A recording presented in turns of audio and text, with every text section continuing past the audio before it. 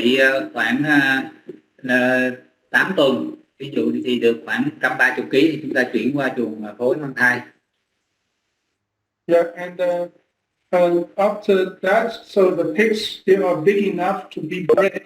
So it means that the goats, they are able to be serviced around 33, 32, 35 weeks. And then after they bred successfully, 16.4 weeks later, they are going to be farrowed. Thì sau khi phối ở khoảng tuổi 33 tuần thì chúng ta thấy con nái nó sẽ đẻ 16,4 tuần. Yeah. All right. Then after farrowing, there will be an additional 4 weeks in farrowing for lactation, for milking, for the piglets. Then 4 weeks is necessary for the lactation period. Rồi thì thường chúng ta sẽ nuôi con theo mẹ khoảng 4 tuần. Thì chúng ta thấy là sau đó chúng ta cai sữa heo con và heo nái thì chúng ta đưa lại về nhà mang thai. Right, and then after that, the weaned sows then will be returned to the goats to the gestation room. Yeah. Thì chúng ta đưa nái đẻ cai sữa về nhà mang thai lại. And after that, the piglets will be moved to the nursery for 6 weeks nursery. Rồi sau đó heo cai sữa thì chúng ta chuyển qua nhà sau cai sữa là nuôi khoảng 6 tuần thì đạt khoảng trung bình 25 kg. And all after that, the nursery will be moved to the finishers for 14 to 16 weeks to 105 to 120 kg. Sau đó thì chúng ta chuyển về nhà thịt, nhà hậu bị và nuôi khoảng 14 tuần nữa thì đạt khoảng 105 kg. Yeah. So basically from the fitness to the finishers, it takes around 20 to 22 weeks. Thì lúc này tuổi heo thịt thì chúng ta thấy rằng 4 cộng 6 là 10, 10 cộng 14 thì nó khoảng 24 tuần tuổi. To finish, yeah, this is a routine job, but basically we do the all in all out design. So all in all out can be beneficial for reducing the disease transmission, improve the margins, and also improve the performance you mentioned. Và chúng ta thiết kế điều vào điều ra để chúng ta bảo đảm về an toàn sinh học, như cái theo dõi số liệu rồi bán định kỳ rồi đúng số heo vân vân. Yeah, so we call this is a 1,250 sows. So the liters per sow per year 2.35.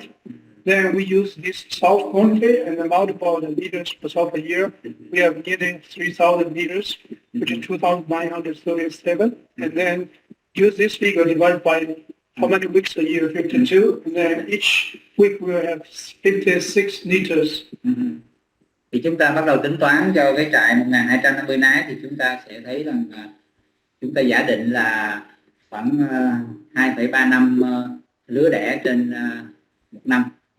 Nái nó đẻ khoảng 2,3 năm đó. Thì sau đó chúng ta tính là 1.250 nhân cho 2,35 thì nó bằng 2.937,5 ổ đẻ. Và chúng ta chia cho 52 tuần thì mỗi tuần chúng ta có khoảng 56,49 ổ đẻ. Yeah, if we change the liters per sow per year from 2.35 to 2.4, so the farrowing sows per week have the same equation will be giving you 58 farrowing sows per week. Nếu chúng ta nâng cái số lứa đẻ trên nái trên năm là 2,4 đi thì chúng ta sẽ tính ra là có khoảng 57,69 ổ đẻ trên tuần. Yeah, so we normally will select 54 or 60 because 58 is very odd number. It's not easy for doing the line out.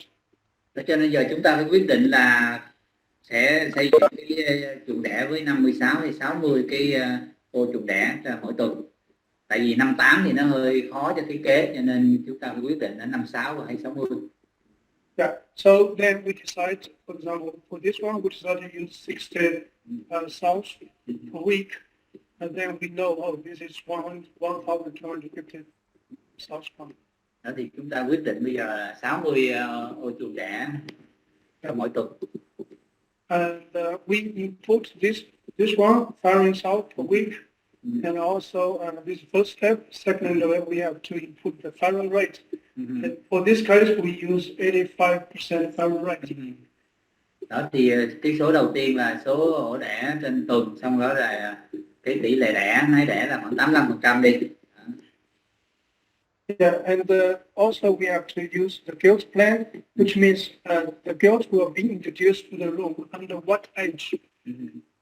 Đó, và chúng ta cũng xác định cái tuổi tỷ lệ thai đàn nào. Yeah. The guilt plan, actually the other thing is that we have the cow rate, the replacement rate, normally 35 to 40. Yes. Thì với cái chuồng bình thường thì anh em có thể tính ở mức 35%, nhưng mà đương nhiên thì các cái chuồng mà của Greenpeace mà tại Greenpeace sở hữu thì chúng ta thấy 40 đến 50%. And as said here, we have three types of guilt. Type 1, which means the guilt will be supplied in the farm with like 4 weeks age. Okay, 4 weeks age. And then type 2 is the guilt after nursery, which is 11 weeks. And the guilt and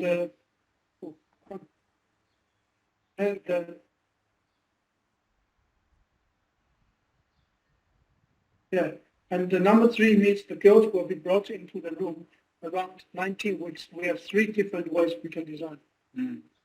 Thì tùy cái cách bố trí trong trang trại, chúng ta muốn hậu bị tính từ là cây sữa hay là tính từ 11 tuần hay là tính từ 19 tuần, ta sẽ thiết kế khác nhau. Yeah, and then we have to input the pigment weight per sow a week. Per sow. Sau đó cái số liệu cần để mà tính toán đó là số heo cai sữa trên nái trên ổ 12 con chẳng hạn. And then we have to input the living space for a pig. You can do 0.35 or 0.4. This one here. You can do a different season. For the fishes we use 0.8. Yeah. Rồi chúng ta tính toán cái diện tích sàn chuồng cho mỗi con heo, hạn heo cây sữa là 0,35 chẳng hạn, rồi heo thịt hậu bị là 0,8 mét vuông trên con. And of this done, we will say we almost finished the farm. This farm is 1,250, or you can say this is 1,300 sows farm. It's not really matter. Đó thì chúng ta sau cái số liệu này thì chúng ta sẽ có những cái số liệu cơ bản để mà thiết kế trại 1.250 hay là gọi là 1.300 nái thì cũng được. Then the unit production of this is this. Every week we have 600 animals and multiplied by 52 weeks a year. So almost we have 35,900. Tức là chúng ta thấy là pigs per week, tức là số con heo chúng ta mỗi tuần chúng ta xuất ra thị trường là khoảng 691 con. Thì cái số nó hơi màn hình nó không có đủ tới đó sao á, 691 con. Yeah. So for the animal quality we finished. This is the first step for the farm design. Đây là cái bước đầu tiên để chúng ta thiết kế chuồng, là những cái số liệu cơ bản đầu vào chúng ta phải xác định. Alright, and yeah, those things is very easy to understand. Just some of the figures. So after that, we have designed the farrowing with 60 farrowing sows. So 50 farrowing sows per week. We can do 4 by 50, or we can do 6 by 10. 4 rows, each row has 15 crates, or we can do 6 rows, each one has 10 rows. Đó thì cái chuồng đẻ là 60 nái đẻ trên tuần thì chúng ta muốn chia làm 4 hàng, 4 dãy nhân cho 15 hay là 6 dãy nhân cho 10 ổ chuồng. And the farrowing crate size 1.8 by 2.4. Xác định luôn cái kích thước của ổ chuồng đẻ là 1.8 x 2.4 mét. Then if we decide to use 6 rows per room with 10 crates per row, so we have 60. Let's take this one as an example. Thì chúng ta giờ ví dụ là 6 dãy chuồng với mỗi dãy là 10 ô chuồng đẻ, là tổng cộng là 60 ô chuồng đẻ. Yeah, so let's size the room. So size the room width, which means 6 rows, crates, which means 1, 2, 3, 4, 5, 6 rows, and also we have walkways, 7 walkways, 1, 2, 3, 4, 5, 6, 7 walkways. Yeah. Rồi sau đó chúng ta tính toán cái kích thước ô chuồng từ cái 6 dãy này nè, cho cái phòng đó. Thì chúng ta có là 7 cái đưa lối đi. Đó. Rồi chúng ta có 6 dãy ô chuồng nhân cho 2,4. Yeah, the walkway for the pig head is 1.125 let's say, and then the pig tail is 0.9. So the walkways takes up around this much. This much actually, and then plus the farming place itself. So the room width is 21.6 meters.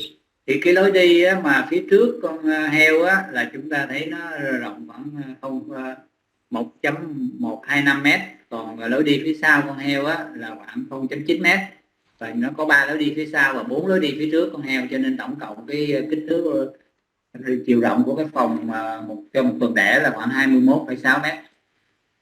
Yeah, and for the room length, 10 crates, one is 1.8, and then plus the front walkway and then the back walkway.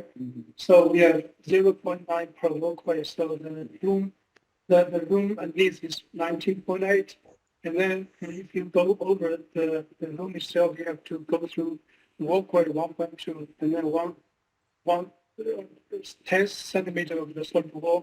So you have 21.1 meters for the building. Và tính cái chiều dài của chuồng nữa, với phòng này nữa, thì chúng ta thấy là 1,8 mét nhân 10, rồi cộng cho lối đi là 0,9 nhân 2 thì bằng 19.8 mét. Nhưng mà còn một cái lối đi nữa là 1,2 m, rồi 0,1 là cái tường gọi là tường kê liền luôn á, thì nó khoảng là 21,1 mét.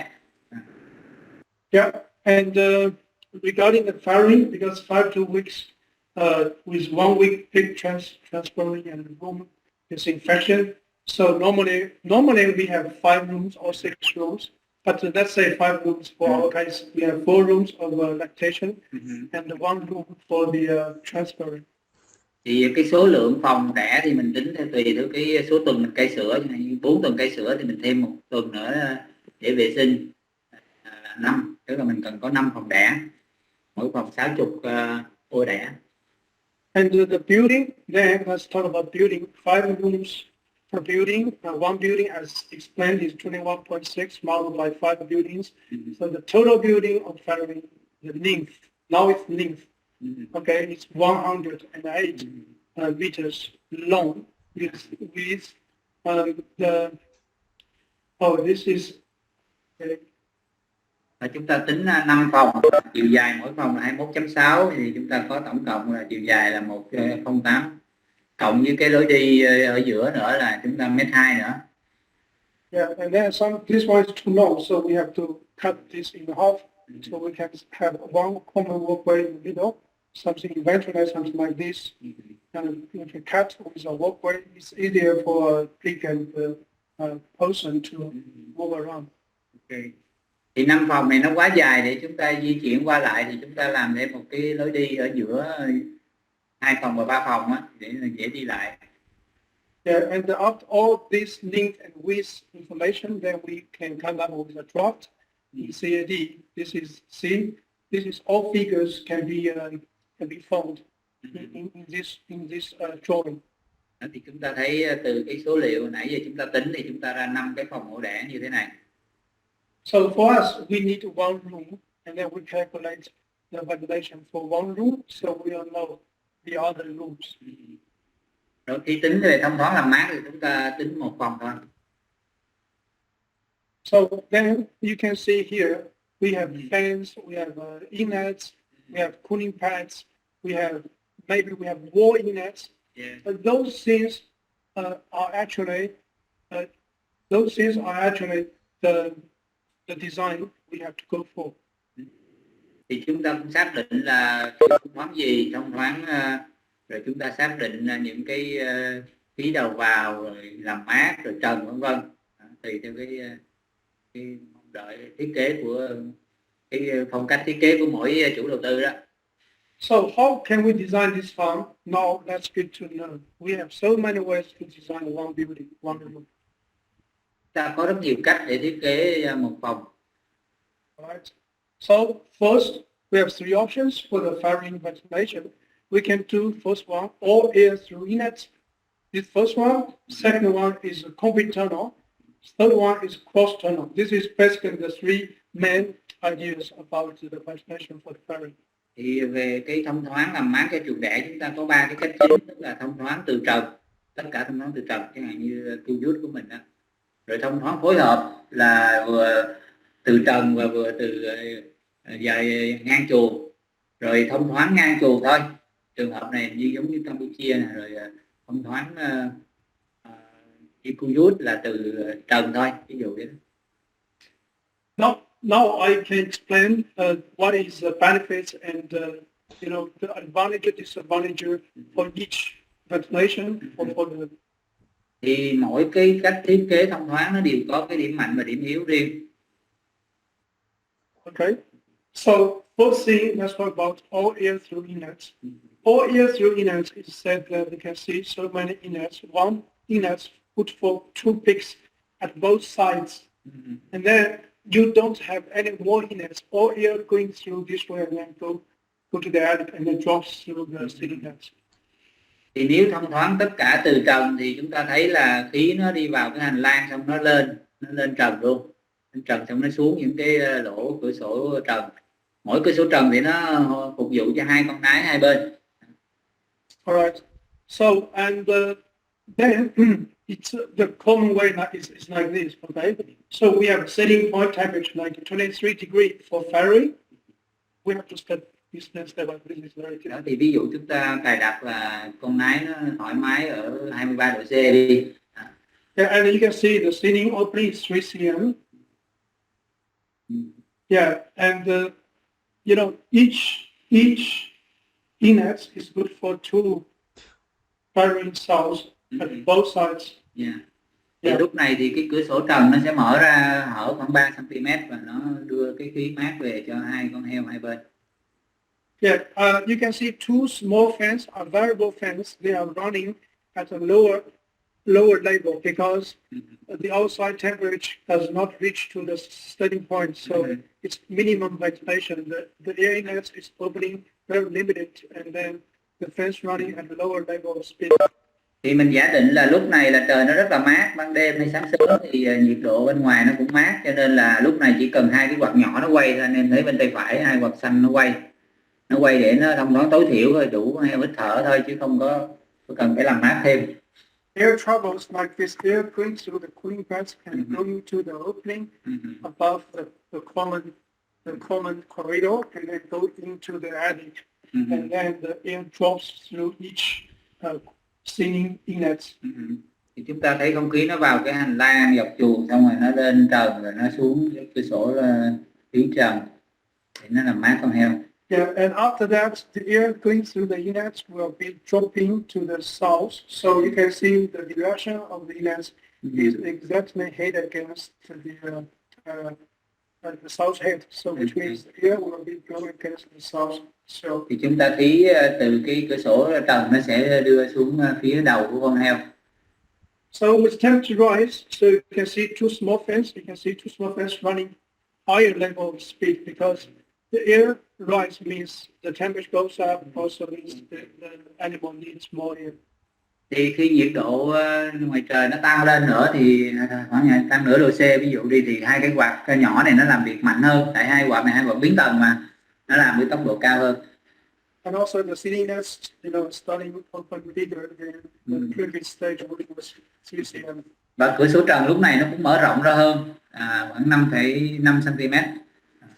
And then, see with temperature rise, I will stop one fan and the big fan is running, to replace the previous small fan. We have a larger air volume, and then the seating nest becomes bigger, the 7 cm, replace the 5 cm before. Còn nếu mà nhiệt độ nó tăng lên 24 độ C thì bắt đầu một cái quạt nhỏ biến tần nó dừng và một cái quạt lớn bắt đầu nó làm việc cùng với một quạt nhỏ biến tần. Và lúc này cửa sổ trần nó mở rộng hơn là 7 cm. Yeah, but as you see, the air travels the same pace. All year round, the air will travel like this, cooling pads, and then going to the opening, and then going to the attic, and then drops down. Và cái hướng đi của không khí là cũng từ trần là xuống cho làm mát con heo. And then with temperature rise, we have a small fan come back to work again, and then fat index becomes larger. So same thing like this, and then see the 11 cm and become larger. The temperature increase is 13 cm opening. The temperature rise is 15 cm opening, and then until to the 17 cm. And, khi cái nhiệt độ tăng lên thì chúng ta đã cài đặt cái hệ thống rồi, nó tự động nó sẽ tăng số lượng quạt, tăng tốc độ quạt để nó phù hợp với cái chế độ làm mát, bảo đảm con heo nó thoải mái, và cái cửa sổ trần nó cũng mở ra với độ rộng phù hợp với cái số lượng quạt làm việc. And up to 27, you can see the cooling pad is on. Okay. Yeah. So the cold air will come in through the cooling pads because you have the cooling. Và lúc nhiệt độ nóng hơn nữa thì chúng ta thấy bắt đầu chúng ta khí lúc này cần làm mát rồi, thì hệ thống làm mát các giấy nó sẽ làm việc. Đó. Chứ hồi nãy là chúng ta dùng khí trời là nhiều ha, chúng ta không cần qua hệ thống làm mát, nước không cần chảy. Lúc này là bắt đầu nước chảy xuống hệ thống làm mát để nó làm mát con heo. So can we use this ventilation in Ho Chi Minh? I don't suggest very much, in my opinion. Thì với cái thiết kế làm mát từ trần này thì phù hợp với vùng nào, thì có phù hợp với thành phố Hồ Chí Minh hay không, thì anh Tôi mới nói là thành phố Hồ Chí Minh thì không cần. Because outside temperature is 35 degrees, and also as we explained, the sunshine is so strength, and then the temperature on the steel sheet of the roof is very hot.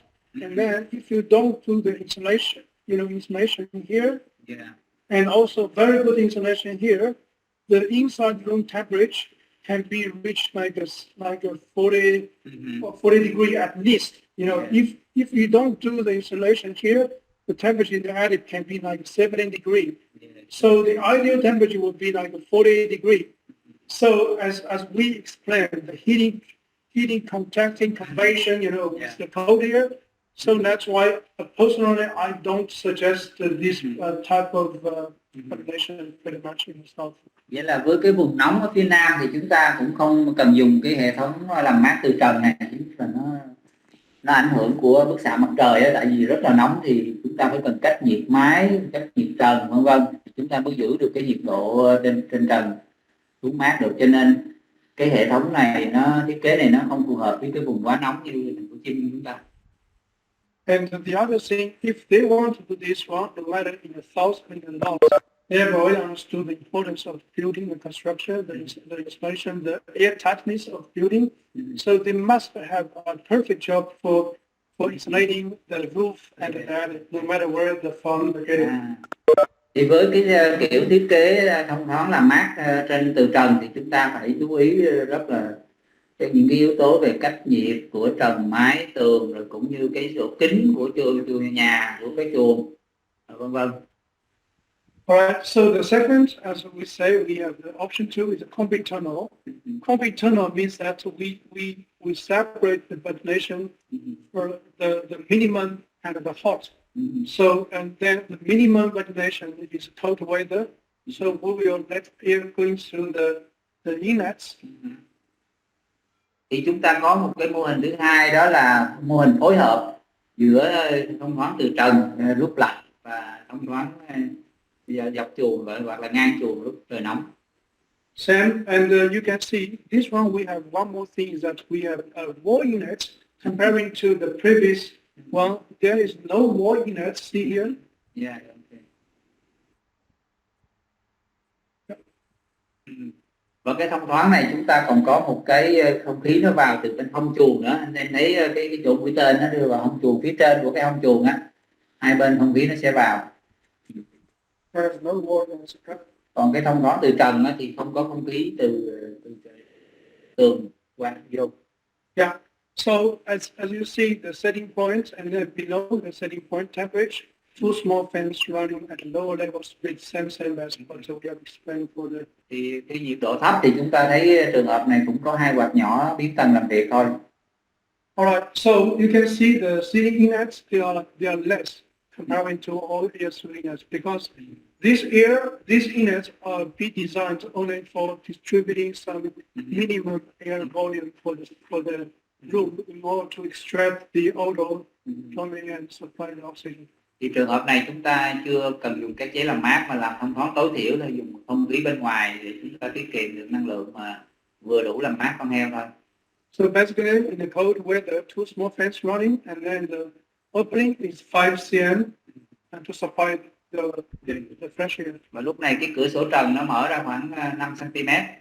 Okay, and then with temperature rise, fans, two small fans are running faster, but you can see the ceiling units still opening with a wider opening. The wall units is fully closed. Và khi nhiệt độ nóng hơn á, thì cửa sổ trần nó mở ra rộng hơn là 7 cm. Và lúc này cái gió bên hông chuồng nó sẽ vào ít hơn và hai cái quạt biến tần nhỏ đó nó sẽ làm việc tốc độ cao hơn. Yeah, and also with temperature rise, you can see one big fan start running and the opening becomes bigger, it's 10 cm already. So they need more air. Và khi nhiệt độ nó tăng lên nữa thì chúng ta thấy cái cửa sổ trần nó mở rộng hơn là 10 cm và bắt đầu một cái quạt lớn làm việc và một quạt nhỏ biến tần làm việc. Yeah, with temperature rise again, you can see the small fan just works back.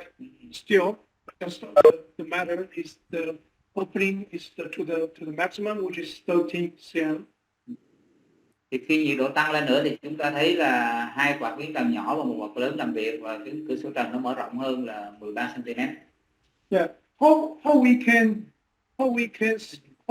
calculate the opening is because the units have a volume. We can calculate how big the opening should be.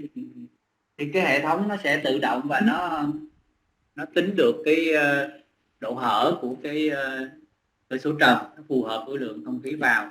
Cái này phải có hệ thống nó rất là chính xác để nó điều khiển cái hệ thống khí vào phù hợp với số quạt làm việc để nó có cái thông thoáng tối ưu và làm mát tốt nhất cho con heo. Yeah, up to this point, total time, this is still minimum ventilation because the temperature is slightly higher than the set point. Up to this point. Thì bắt đầu nhiệt độ lên cao thì chúng ta không còn thông thoáng tối thiểu nữa, ta bắt đầu dùng nhiều hơn cái hệ thống làm mát.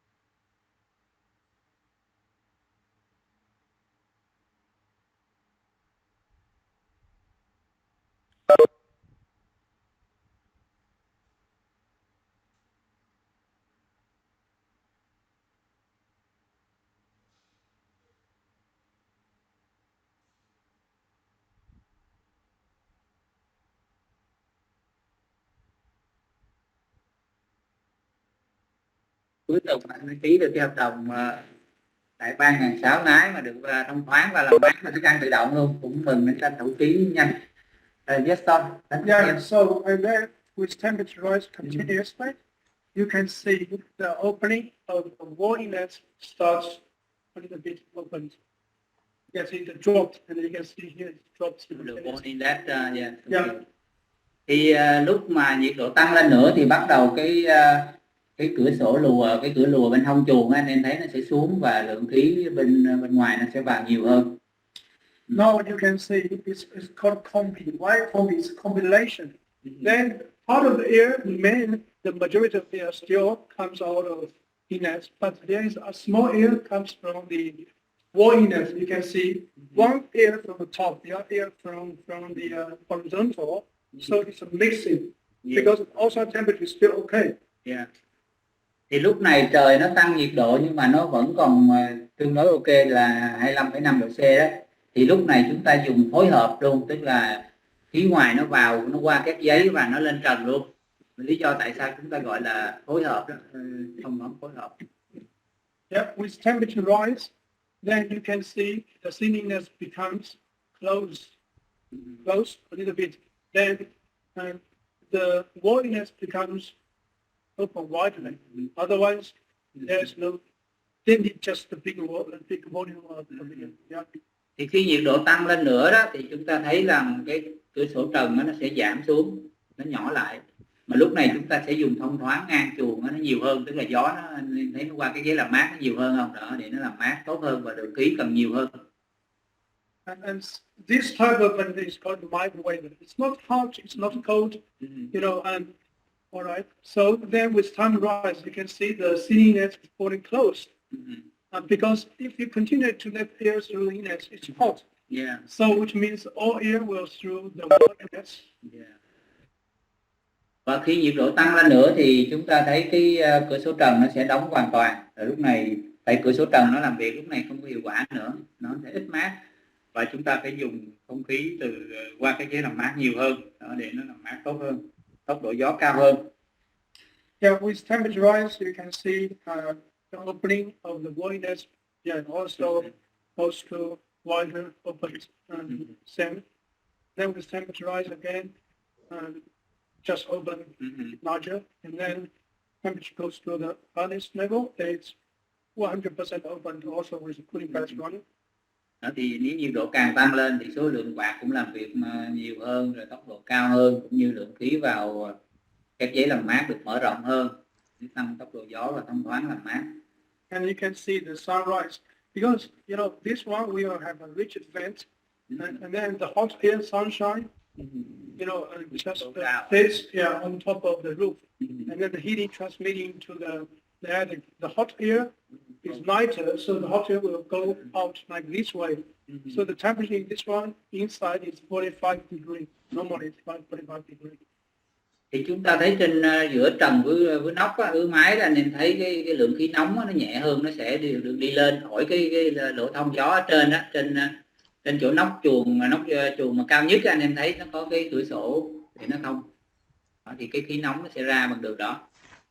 Yeah, so this type of ventilation, I think that it can be suggested in the somewhere in the south, Highland, or you can go to the north, because you know you can judge how much chance our outside temperature is lower than my setting point. Now, if this one is a lot of chance to do that, you can have this one for better performance, because you consider a lot about the thickness and also the climate source.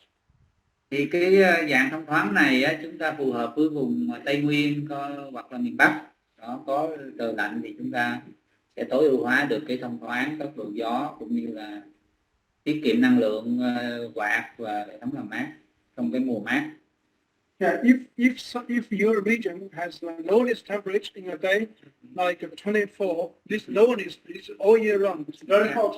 So what you can consider is cross tunnel. Number 3. Yeah. For hot area. Yeah, for hot area. Tức là nếu chúng ta thấy cái vùng mà nhiệt độ trung bình nó tương đối cao quanh năm thì chúng ta dùng cái thông thoáng dọc chuồng luôn. Yeah, hot air we do not have the ceiling because the ceiling will distribute the cold air into the room. But in this region you don't have the cold air all year round, or even you have cold air but just very little time. You don't need to spend money on the ceiling inlet because this is a cost. Thì với chuồng đẻ thì chúng ta làm cái thông thoáng gọi là hình ống, nhưng mà cái dạng là ngang chuồng vậy này thì tốc độ gió nó vẫn giảm, nó không có không có làm cho heo con bị lạnh tiêu chảy hô hấp, mà heo nái vẫn mát. Thì anh em thấy là lúc này mình không cần cái thông thoáng từ trần nữa, thì cái mô hình này nó phù hợp với miền Nam chúng ta. Yeah. Same with temperature rise, the opening of voidiness becomes bigger and bigger. But yeah, with temperature rise.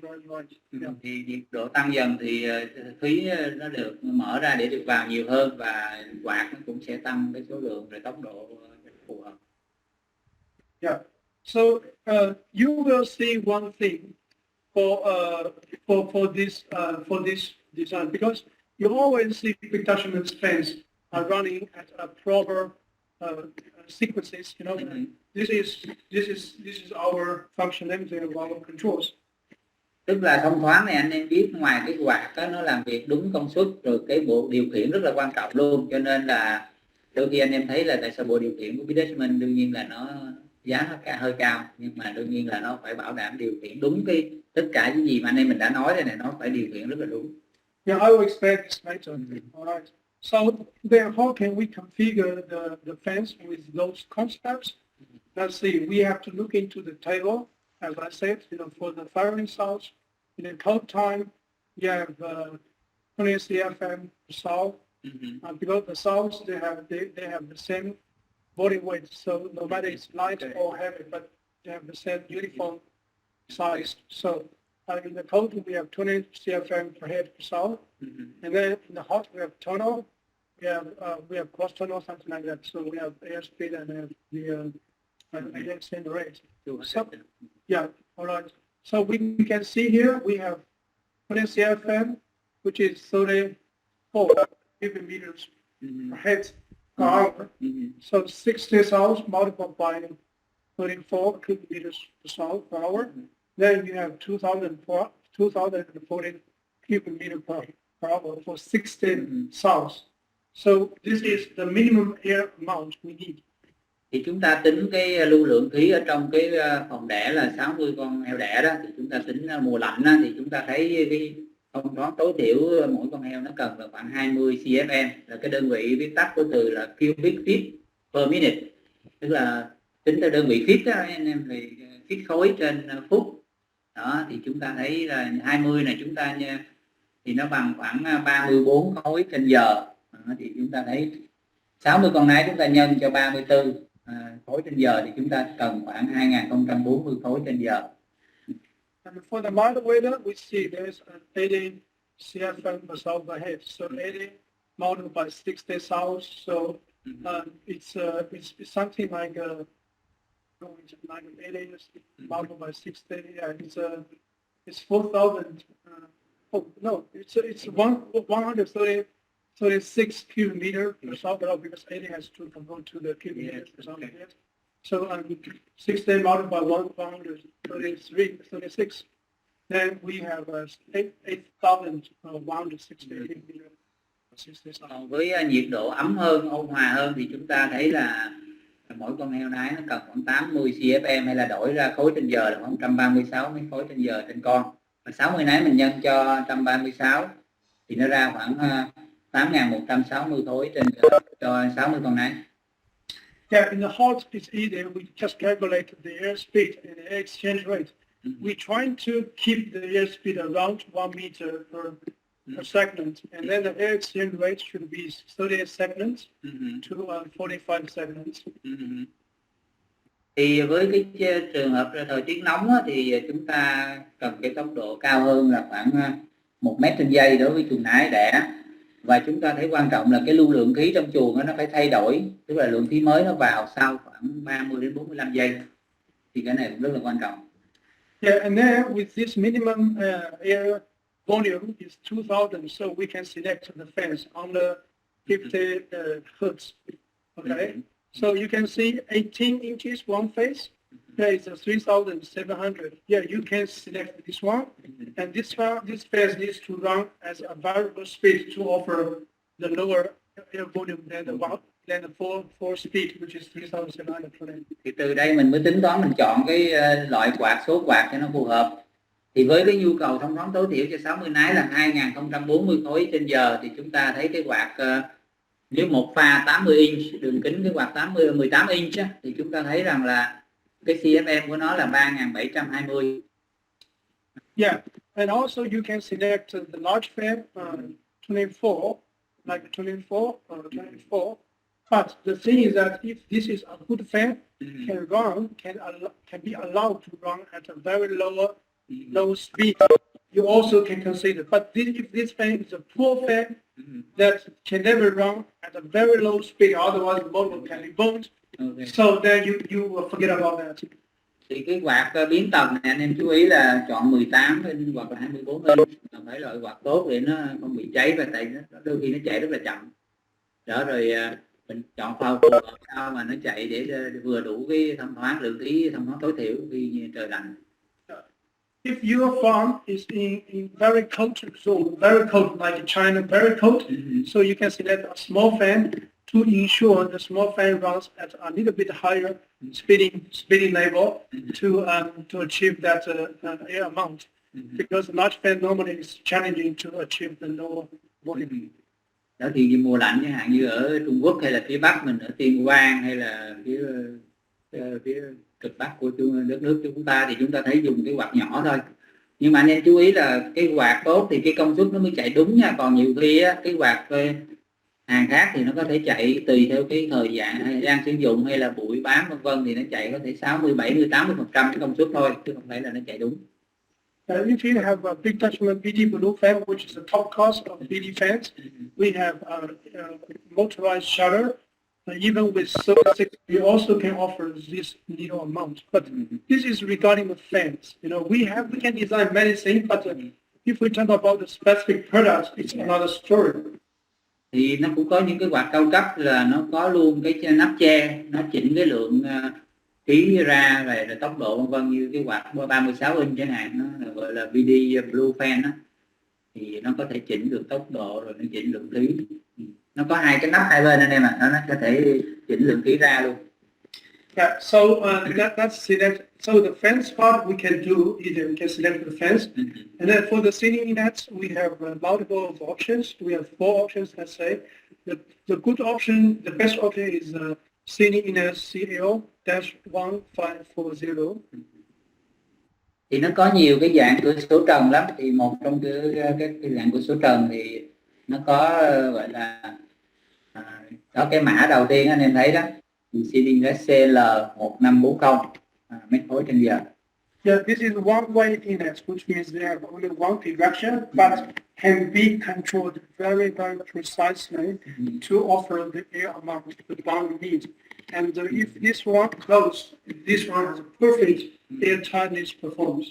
Thì cái cửa sổ trần này là nó cao cấp nhất và nó điều khiển chính xác nhất cái lượng khí một chiều thôi, từ trần xuống. Và khi nó đóng lại thì nó cũng cách nhiệt rất là tốt luôn. Yeah, and then the second tier of the seating nets is the double seating nets, which means that the air can be going out at bilateral directions. Và cái cửa sổ làm mát phổ biến hay sử dụng hiện nay là chúng ta thấy là cửa sổ trần như hình đó, nó có thể phả khí ra hai bên. And for this one, we have air volume. We have 2 types. Small type is 4,200. And large type is 7,300. But depending on the application circumstance. Thì chúng ta có hai cái là dạng kích thước cửa sổ trần dạng này thì 4.200 mét khối trên giờ và 7.300 mét khối trên giờ. And this seating net is not very highly recommended because they are cheap and they are inaccurate.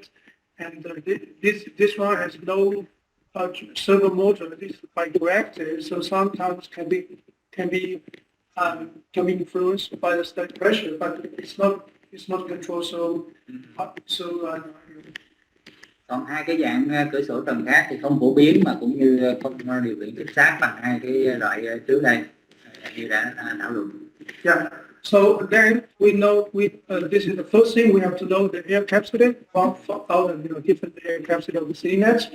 Then we can see the seating nets, the air travel distance. So this is opening. You can see this is the perfect way. You can see the air shoots out from the opening, and then will shoot to a good circumstance. And then when it reaches to the surface, it will drop.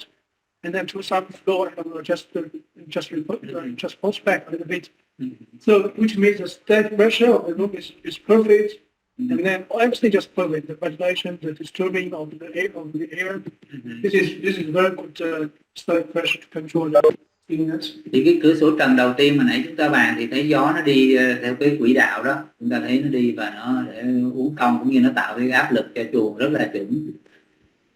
Yeah, then you can see the air, the opening like this, one side is like 4.5, something meters long, and then on one ceiling net we can do line, something like 9 meters. Yeah, Okay. because 4.5 per side. We have two sides. Yeah. Thì đó cái kích thước này nó có thể là 4.5 nhân 2. Then the innets from center to center, we suggest like 7.6 or something like that, 7.6 meters between the two, the spacing. To the Yeah, distance. between the two, To innets. innets, yeah. Và có thể đặt cách khác là 7 đến 6 6 to 7 meters hả? 6.7. 6.7, tức là 6,7 mét, khoảng cách giữa hai cái cửa sổ trần. 7.6. 7.6 tức là 7.6 mét á. Yeah. So then, with this concept, now we can calculate. So, as I said, the ceiling innets is not only for the mild weather, but it's not only for the minimum ventilation, but also for the mild weather. As you can see, right? We can have mild weather to be a combination. So then, with that being said, we can use the mild weather, which is we calculate 8,160 here, right here. Then we use this figure divided by the air capacity of this one. Then we know we need 5.3 pieces of this inlet. Yeah. Thì với cái khí hậu ôn hòa đó, thì chúng ta có thể tính được cái số cửa sổ trần 8.160 là cái lượng khí cần á, thì chúng ta chia cho một công suất một cái cửa sổ là khoảng 1.540 thì chúng ta ra khoảng 5,3 cái cửa sổ trần. Bằng 6 chúng ta là sẽ tăng lên là tròn là bằng 6 cái cửa sổ trần. This is by air volume. We need 6 pieces, but by the spacing, we need, as I said, the room length is 19.8 divided by 7.6 in the between. So you need to split this in the lengthwise, and then in the widthwise, you need to drop 21.6 divided by 9. You need 3 pieces. So total inlet by the spacing, you need 9 pieces. Because 9 pieces will offer you even better air distribution comparing to 6. 6 is the air amount, just okay, but 9 is the perfect air distribution plan. Nếu mình tính theo cái lượng khí thì cái nhu cầu cửa sổ làm mát chỉ có 6 thôi, nhưng mà nếu mình tính theo cái độ đồng đều theo cái kích thước chuồng chiều dài chiều rộng thì mình cần 9 cái. Đó thì để nó tối ưu cái lượng khí đồng đều ở mọi nơi, nó có giảm cái điểm mù là điểm nhàn nhạt trong chuồng. Yeah, and same thing like here, if we select 4,200 by air volume, we only need 2 pieces. But by the spacing, we always need 9 pieces. 9 pieces. 9 pieces. Right. Đó thì đó chúng ta sẽ tính cũng rất là nhiều cái yếu tố để chúng ta cân hài hòa là vừa đủ lượng khí mà vừa theo chiều dài chiều rộng để nó đồng đều khí ở trong chuồng. Ta tính ra cái lượng cửa sổ làm mát tối ưu trong mỗi chuồng. Yeah, because we not only to consider the air volume, but also we have to consider the air distribution performance. Chúng ta không chỉ cân nhắc vào cái cửa sổ trần nó đủ cái lượng khí vào cho chuồng, nhưng mà nó còn cái cân nhắc cái độ đồng đều ở mỗi nơi con heo nó đều có lượng khí tương đối đồng đều nhau. Alright, then you can see this is my final design for the firing ceiling net. We will have 9 pieces of ceiling net as I explained. 3 rows, 3. Đó thì từ hồi nãy giờ anh em mình tính toán thì thấy ra một cái phòng mà đẻ đó là nó có 9 cái cửa sổ trần nó màu chấm đậm á. Yeah. So then we calculate the airspeed for the maximum ventilation because mild weather and minimum is already considered. Let's talk about what the Bây giờ chúng ta sẽ từ những cái số liệu nãy giờ có chúng ta tính toán cái tốc độ gió. So when we consider the airspeed, we have to consider ceiling nets or without ceiling nets. I'm not talking about without because almost all the room has a drop ceiling. We talk about drop ceiling. Yeah, drop ceiling. Yeah. Thì mình tính toán cái tốc độ gió mình vào cái loại nhà, cái một số chuồng là chúng ta có trồng hay là một số chuồng chúng ta không có trồng. Thì ở đây chắc anh em mình sẽ bàn nhiều hơn về chuồng có trồng, nó phổ biến nhiều ở Việt Nam. Right? Either the area, which means the surface of the animal, can be calculated by the width of the room and also the height of the ceiling. Then you've got the area. Which one? Area is a cross area hả? Okay. Thì trước tiên chúng ta tính cái tiết diện cắt ngang của cái chuồng là cái độ dài, chiều rộng chuồng nhân với chiều cao chuồng, chẳng hạn như là 19 hay là 15, 16 nhân cho độ cao là 2.4, 2.5 gì đó. The volume is the room's volume. It's the space. You have to use the cross-sectional area multiplied by the room length. Then you got the volume. Thì từ cái tiết diện cắt ngang rồi chúng ta nhân với chiều dài, chúng ta có thể tích của chuồng. Đây là một khối hình chữ nhật cho nên chúng ta dùng công thức tiết diện nhân cho chiều dài. And if you have the fence like this, so you can calculate the air exchange rate by using the volume. Okay, by using the volume divided by this is the volume divided by the fence capacity, which is here. Thì nếu mà chúng ta có thể tích chuồng rồi chúng ta có số lượng tổng lượng lưu lượng gió của quạt, lưu lượng khí của quạt, thì chúng ta sẽ tính được cái lưu lượng khí thay đổi, tốc độ thay đổi, thì nó bằng cái thể tích chuồng chia cho cái tổng cái lưu lượng của quạt. Chẳng hạn quạt là bao nhiêu inch thì mình có công suất, xong mình chia cho 3.600 giây thì nó ra cái số thời gian mà lượng khí trong chuồng nó thay đổi mà chúng ta mong muốn là từ 30 đến 45 giây như nãy nên mình đã bàn.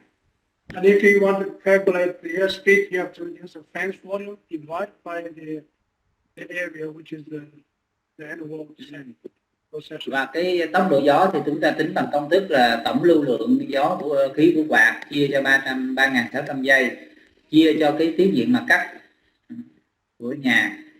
Alright. So then as I said, the last thing that we explained, one thing here for you. As I said, big judgment is very specialized in controls. So then we will talk to you about the multiple step concept. The multiple step concept is that we can select a fan as step is, which is variable. And then this fan is constant speed. And those two fans are also constant speed. You understand? So let's say this one. We have 4 fans. Thì nói chung con có nói là BD thì rất là trong vấn đề thông thoáng. Thì cái này đã được chứng minh và anh em thấy đặc biệt con chuồng gà thông thoáng, tính rất là chi tiết, rất là kỹ, cho nên nhu cầu thông thoáng nó cần được điều khiển và quạt rất là chính xác. Thì chúng ta có thể dùng một quạt biến tần và ba cái quạt là cố định. Yeah, and it's a concept, but okay, I can show you the concept first. So the first fan running at lower speed, it can be running 0 to 100%. Okay. Thì quạt biến tần cái khi chạy từ 0 cho đến 100%. See, the volume goes up. See. Yeah. All right. And when it reaches to the 100%, it stop. Yeah. Why is it stop? Because it's 100%. It means that the 4 fans same size. The second fan will be running on off because they are same. So when you reach to 100%, please don't run anymore. Let me run. You rest, Okay. Yeah. Và cái quạt biến tần nó làm việc đến 100% thì bắt đầu nó nhường lại, nó nhường lại cho cái quạt cố định sẽ chạy, tại vì lúc này nó 100% thì thôi anh nghỉ đi để cho tôi làm việc, không? Đó, thì cái quạt cố định nó sẽ bắt đầu nó chạy. And see when the temperature rises, for example, it says that I need air, so the small fan also starts from very low speed and then to 50%. And with temperature rise, you see the fan just runs from 50 to another 100. So this fan also runs from 0 to 100%. Và cái nhiệt độ tăng nữa thì cái nhu cầu quạt là hơn một cái, thì lúc này vừa cái biến tần và vừa cái cố định nó chạy. Yeah, when those two fans are running at full speed, so it will stop.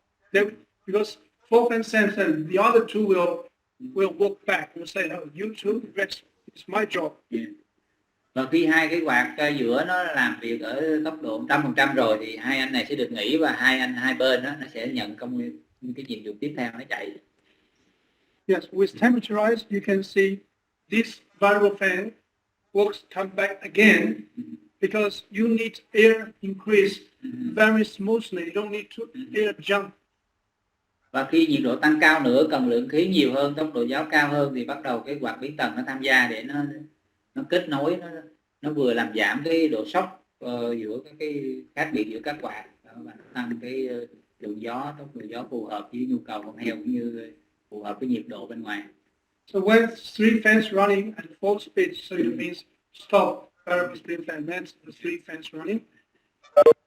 Và khi cái nhiệt độ tăng nữa để cần 3 cái quạt làm việc thì lúc này quạt biến tần nó sẽ dừng và 3 cái quạt cố định nó sẽ làm việc. And eventually, with temperature rise, so this fan will start running again. So you will see here, the volume will be just starting from 0 to 100%, very, very gradually, gently, the mildly going up. Đó thì chúng ta bằng cách thiết kế này với 3 cái quạt cố định và 1 quạt biến tần thì chúng ta thay đổi cái nhiệt độ cái không khí trong chuồng rất là từ từ để cho nó giảm cái độ sốc khác biệt nha, thay đổi nhanh trong chuồng, và chúng ta bảo đảm được lượng khí vào như là mát tối ưu cho chuồng. Yeah. So for example here, for our case, we have area of the farrowing, which is 21.6 meters wide, times the thinning height 2.45. The gross area is 52.93 square meters. Thì với cái chuồng có trồng thì chúng ta thấy rằng là chiều rộng là 21m6 nhân cho chiều cao là 2,45 thì nó bằng là diện tích tiết diện cắt là 52.9 m². And air volume, you have to use the gross area multiplied by the room length, which is 91. You got the 1,047. Chúng ta tính thể tích một phòng đẻ là 52,93 nhân cho 19.8 rồi nó ra 1047 khối trên giờ. Yeah. So, for example, I select 6 fans. It can be BD blue or the other type of fans, but the 6 fan, one fan is 11,180 CFM. You know what I mean? Then multiplied by 1.7 to convert to cubic meters per hour. So, which means 19 cubic meter per hour per fan multiplied by 6 fans. You have 114,000 cubic meter per hour for the fence. Okay. Thì ví dụ chúng ta dùng 6 cái quạt 36 inch nhân lên công suất là 19.6 khối trên giờ thì chúng ta được nhân cho 6 là nó bằng tổng cái lưu lượng của 6 quạt là 114.036 mét khối trên giờ. Right. So then you can see we can use the volume, okay, the room volume divided by the capacity here, and then multiplied by 3,600. This is the units converting from the hours to the seconds. So it tells us, it's 33 seconds for air exchange rate. As we notice that it's 30 to 45 is our setting. Và chúng ta tính cái tốc độ gọi là thời gian mà nó thay đổi lưu lượng khí trong chuồng là khoảng 33 giây. Đó, từ những cái số liệu ở trên đó. Alright, then the air speed we can calculate as well is 0.6 meters per second. Và tốc độ gió chúng ta cũng tính được là 0,6 mét trên giây. Yeah, some people will say, Tom, this air speed is quite less. Then we can have a look, and then we can have this one increase to 1.0. But if this one increases to 1.0, the air exchange rate will drop to like 25, 27 seconds. You know what I mean? Yeah. So, and then if this one located in the south, very hot, yeah, we can have a higher air speed. This one is just for example, the one is located in the north. Thì cái này là một ví dụ thôi. Nếu trường hợp này chúng ta tính toán cho những cái trại ở phía Bắc trời lạnh thì tốc độ gió nó cần thấp thôi. Nhưng mà nếu miền Nam thì chúng ta có thể chỉnh lên 0,8 rồi 1 mét trên giây. Chúng ta cũng thay đổi từng cái yếu tố trong cái công thức này ra thì nó sẽ thành cái tốc độ gió phù hợp mong muốn của chúng ta. Yeah, but multiple step is a good concept. So again, multiple step So I want to show the model step. Yeah, it's just because traditionally we don't have model step. We have air variable speed fan. When the fan, and this is traditional design. It's traditional. We have one variable fan. And, Thì đây là những cái thiết kế truyền thống mà chúng ta có một cái quạt biến tập và 3 quạt và còn lại cái số lượng quạt cố định phù hợp theo cái lượng khí chúng ta cần. And then when the fan reaches to the full speed, we have the second fan comes up. This fan still running. Thì đó khi nhiệt độ tăng rồi lượng khí cần nhiều thì thêm cái quạt nữa làm việc. And when the temperature rises, so we have the other fan running. So the total air volume is this. And then the temperature rises, we have the first fan running. This is called a step-based fan. Okay. Thì chúng ta theo từng bước vậy đó, từng cái theo cái nhiệt độ cũng như cái nhu cầu không khí thì số lượng quạt nó sẽ tăng lên. So you can see our multiple step. This multiple step, we just cut the steps off. This is traditional and now we use better than that one. Yes, we use multiple step. So here's video. Thì đây là anh em thấy cái thiết kế cải thiện hơn đó là dùng đa bước. Nhiều bước. Anh em xem cái video. Cái này chimney top. We have chimney hả? It's more fan sensor.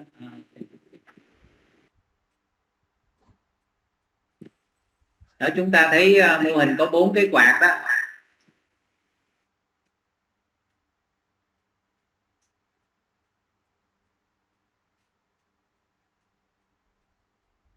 So with this one, you can see the temperature just can be saved like 40%, 30 to 40% savings compared to traditional fans.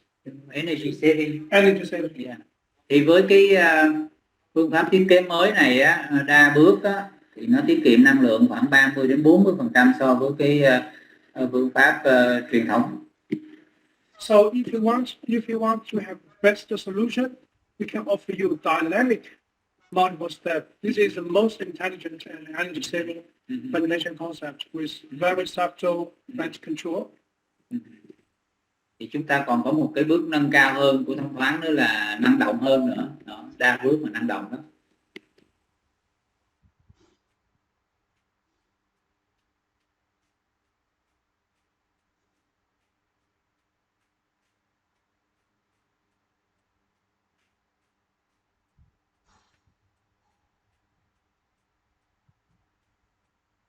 Cái này là hệ thống thông thoáng thông minh, cái này thông minh nhất nha các bạn.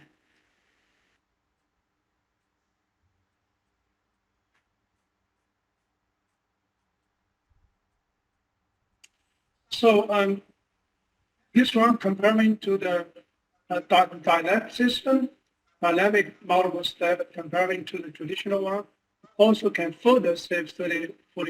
I mean, this one you need all fans variable. Thì với cái hệ thống gọi là thông thoáng thông minh năng động này thì chúng ta lại tiết kiệm thêm 30 đến 40% năng lượng, nhưng mà phải dùng tất cả các quạt là biến tần. All the fans should be variable. High investment.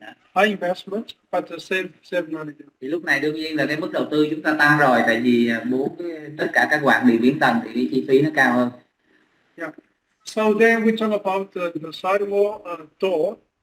I said that for the firing, if we do the common tunnel, we have the side PVC door.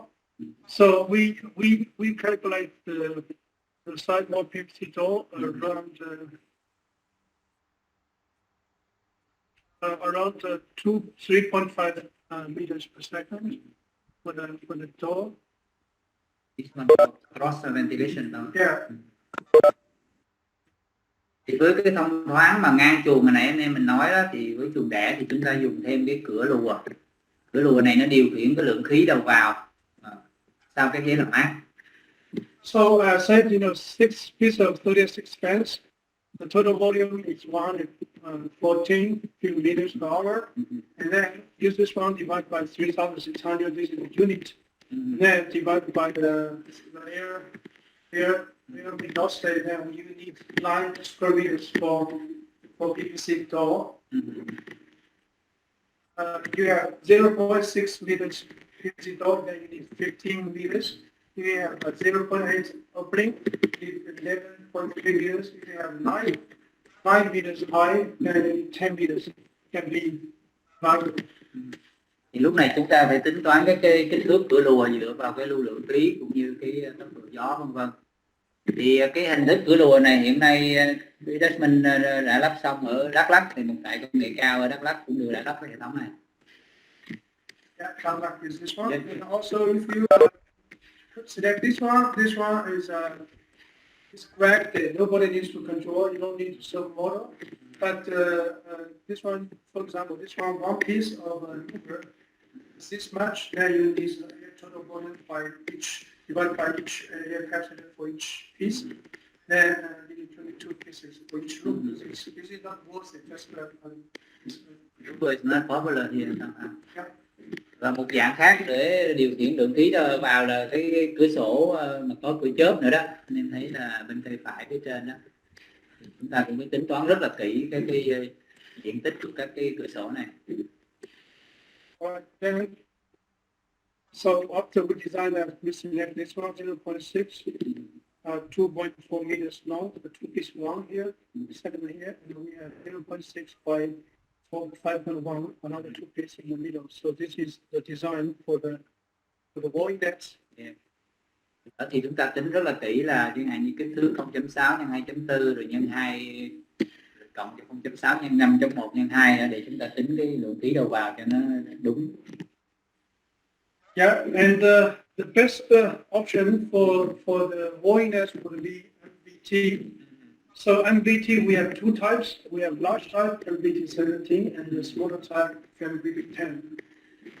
Same calculation way that we have 6 fans, and then the total amount is 114,000, and then 1 liter of MBT is 32,000.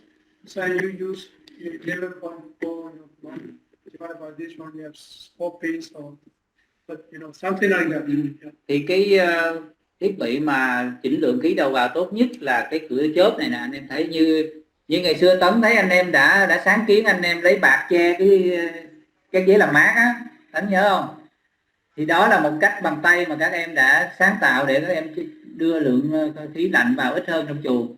Nhưng mà bây giờ mình dùng công nghệ thì mình dùng công nghệ rẻ nhất là dùng bạc tự động. Thứ hai là nãy anh nói cửa lùa đó. Thứ ba này là cái cửa chớp này nè, là cao cấp nhất mà nó điều khiển rất là tốt, cũng như nó chỉnh được cái hướng cho gió không phải vào con heo con mà gió nó đi trên đầu con heo mẹ nó mát đó, và đồng thời là dễ rất là lao. Cái cửa sổ này nó rất là sạch bóng của các bạn để lao.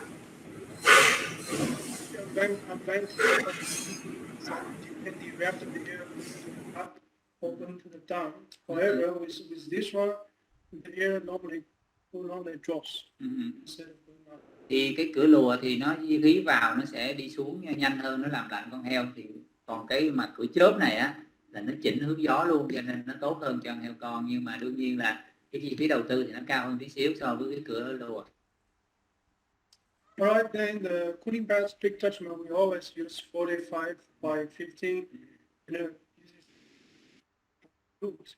So you can see the flute. So we have this type. This one is unlike the poultry. Poultry always use 45 by 45. This 45 by 15 is slightly expensive than 45 by 45.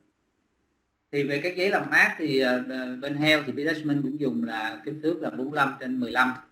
So với bên gà là dùng 45 thì cái chi phí cái ghế làm mát 45-15 nó mắc hơn.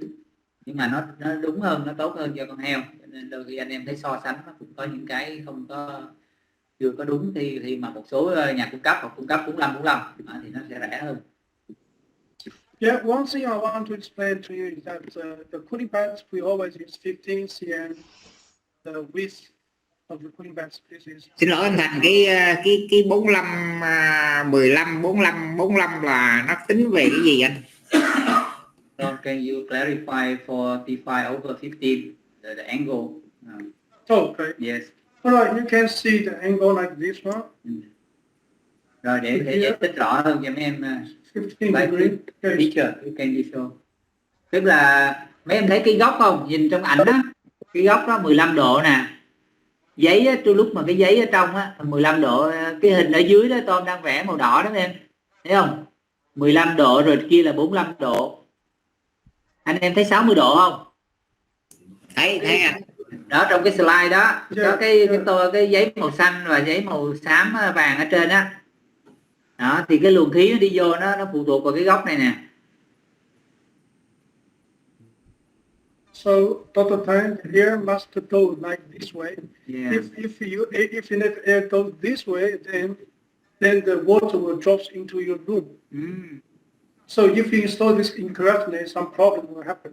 Và chúng ta phải lắp cho đúng, chứ không là nước nó sẽ vào trong chuồng và nó gây ẩm chuồng nữa nha các bạn. Đó, cho nên là cái giấy làm mát này nó cũng cần, chứ đôi khi mình chỉ nghĩ là các giấy là nó giống nhau, không phải đâu, nó phải đúng cũng như lắp đặt rồi cho nó chuẩn thì nó mới làm mát. Chứ một số trại cũ chúng ta là nước chảy rất là nhiều rồi nó vào trong chuồng, nó làm ẩm chuồng, nó làm ô nhiễm vân vân. And we use 6 inch. So this line represents 6 inch.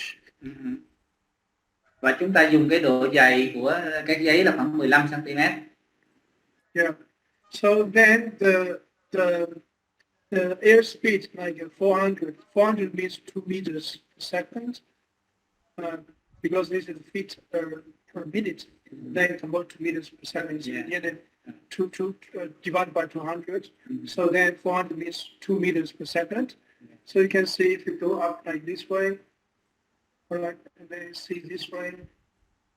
So this one is almost 0.1, almost 0.1 static pressure. This is you have to use this one. Like this one is 25 Pascal. Thì chúng ta thấy tốc độ gió là 2 mét trên giây đi, thì chúng ta chiếu vào cái biểu đồ thì anh em thấy là cái áp suất tĩnh của chuồng là khoảng 0,1, là tính ra là 25 Pascal đó.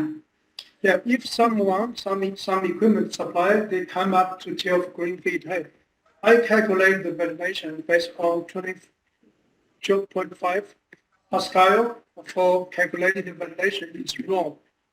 They must calculate the Pascal like Thì không phải nhà cung cấp nào cũng tính hết các cái yếu tố này đâu các bạn, tại vì có thể người ta cũng chỉ tính, người ta không có tính được đâu, và người ta cũng không bảo đảm được cái thiết bị nó bảo đảm cái áp suất tĩnh, có thể nó chỉ đạt cái 15.5 thôi, thì nhưng mà chúng ta dùng thì chúng ta không biết được điều đó. Yes. Thì một số nói chung là đôi khi anh em dùng thì cũng không có nắm hết những cái số này, nhưng mà đối với công ty Investment thì họ tính rất là kỹ và từng cái chỉ tiêu nó phải đạt để cái vấn đề thông toán nó ổn định lâu dài, tối ưu nhất. And then the water always, the pump, this is a centrifugal pump. The pump is not the submersible pump. That pump has nothing to do with water. It's not dipping into the water. Then because the water is being centrifugal supplied to the structure, and then you can see big Dutchman's cooling pads we don't have a whole place PVC running like this way. We only have some clips. So this is the benefits that we can make the maximum opening, to run the cooling pads. You know what I mean? If you have a PVC like this catching, then you will lost some efficiency space for the cooling pads. Yes. Và cái chỗ mà làm nước rơi xuống các giấy làm mát cũng rất là quan trọng. Đôi khi chúng ta bình thường chúng ta thấy cái ống nhựa đục lỗ thì nước xuống không có đều. Cái quy tắc của làm mát là làm sao nước nó xuống đều các giấy làm mát, và khi nó chảy từ trên xuống dưới là nó phải khô đi. Đó, thì cái này Tấn nhớ anh em mình cũng thảo luận rất là nhiều đúng không? Cái giấy làm mát, khi làm mát hiệu quả là nó phải nước xuống vừa đủ, nó không gây ẩm nha cao mà nó vẫn làm mát tốt nhất.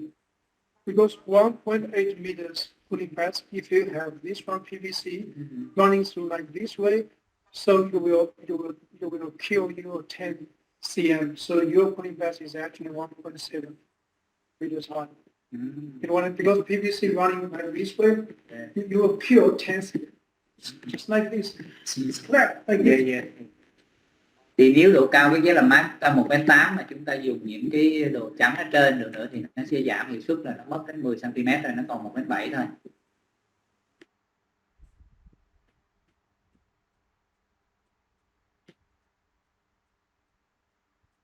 Alright, then the cooling pads sizing. So we know the airspeed we need is okay, the air traveling through the cooling pads is 2.0 meters per second, and then the air volume created by the fans is 104,000. So you use this one divided by 2 meters, and then this is a unit. So you need 15.8 square meters per room. Thì từ cái tốc độ gió rồi tổng công suất quạt thì chúng ta tính được cái diện tích của các ghế làm mát. Ví dụ như là chúng ta lấy tổng lưu lượng khí của quạt là 114.036 mét khối trên giờ chia cho 30.600 giây chia cho 2 mét trên giây, thì nó ra là diện tích cái ghế làm mát là 15.8 mét vuông. Alright, then the height of the cooling pads is that you can use 1.2, 1.5, 1.8, but the surface is fixed, so the length can be varying, depending on the height of the use. Thì tùy cái độ cao của cái ghế làm mát thì các quý anh em lấy cái diện tích là 15.8 chia cho chiều cao là nó ra cái chiều rộng của cái ghế làm mát, là nếu mà cao 1m8 bình thường thì nó chiều rộng của nó là khoảng 8 mét. Yeah, so with 5 rooms, each room has let's say we use this one, 1.2 by 13.2 meters long. Then 5 rooms, you have 66 meters in total. And also we can cut 66 into 3 sections. One section is 22 meters long. Okay. Đó thì tùy chúng ta chọn độ cao nha, chúng ta chọn độ cao cái ghế làm mát là 1m2 đi, thì chúng ta có 13.2 mét chiều rộng cái ghế làm mát, chúng ta nhân cho 5 phòng đã ra 66 mét. Đó. Rồi từ đó chúng ta mới chia đều ra 66 mét chia cho 23. Đó. Chúng ta thấy là có 22 mét trên một cái dãy cái ghế làm mát. Yeah. So with the cooling pads, let's link what. Xin lỗi anh Thành, cho hỏi câu nữa anh Thành ơi. Rồi. Cái 2 chấm đó là mét trên giây, là đó là cái nhu cầu, cái tốc độ gió của cái chuồng đẻ, nhu cầu của chuồng của con nái đẻ, hay là trong cái chuồng đó? Cái này là mình ví dụ thêm tí, là mình muốn cái tốc độ gió nào thì mình sẽ đưa vô để mình tính. Cái tốc độ gió này là tính tối đa biết không? Tốc độ mà anh đang tốc độ gió tối đa đấy em. Tốc độ gió tối đa là mùa hè đó thì là 2 mét trên giây. Tom just clarify the 2 meters per second for the ferry sound and speed. Why we do this? Yes. Why do you use one, two, not one? Okay. You can see. No. You can use whatever you want. Okay. Let me explain. You sample, sample. No. This is our industry. Yeah.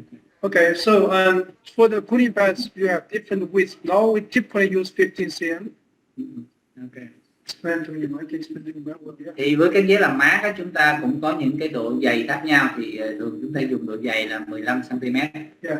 20 years ago, people used 4 inches, which is like 10 cm. Trước đây, cách đây khoảng 20 năm đó, thì người ta dùng khoảng 10 cm thôi. Okay, but you also can use a thicker one, which is like 20 cm or 30 cm or 40 cm. It's to you.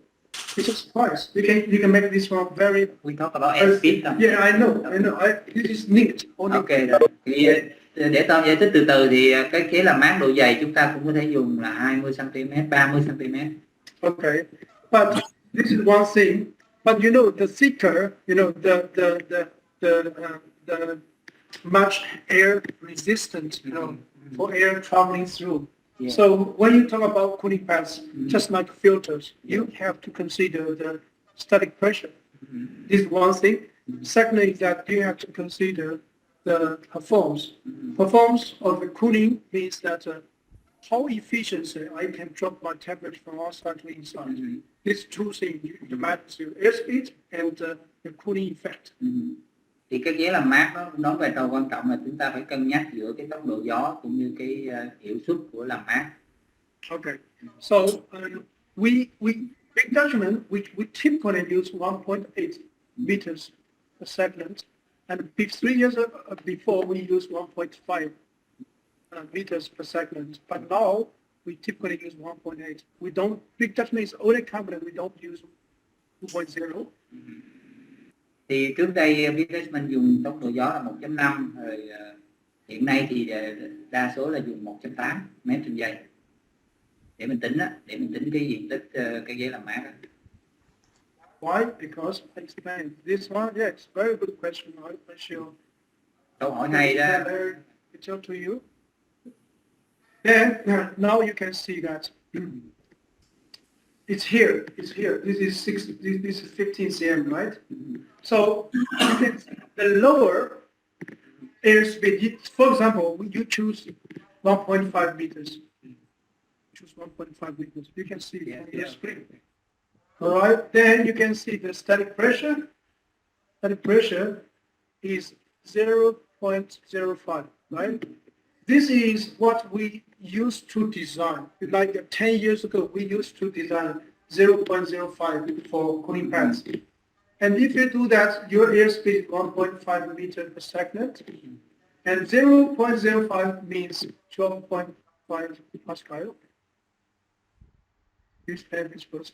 Tức là nếu mà chúng ta dùng tốc độ gió là 1.5 thì chúng ta dùng cái biểu đồ này để tính cái áp lực tĩnh là nó phải 0,05, thì tính ra nó khoảng 12.5 Pascal thôi. Thì cách đây 10 năm thì Big Judgment dùng cái số liệu này để tính toán cái thiết kế.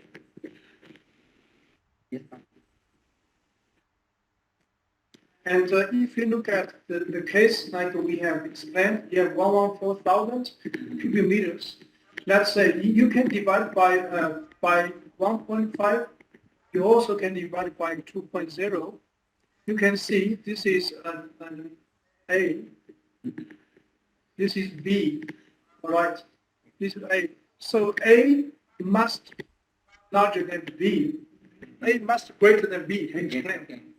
Thì chúng ta thấy tổng lưu lượng gió là khoảng 114.000, thì chúng ta chia cho tốc độ gió là 1.5 thì nó bằng cái giá trị là A. Và tương tự chúng ta chia cho hai tốc độ gió là 2 mét trên giây thì nó ra giá trị B, thì giá trị A nó lớn hơn giá trị B.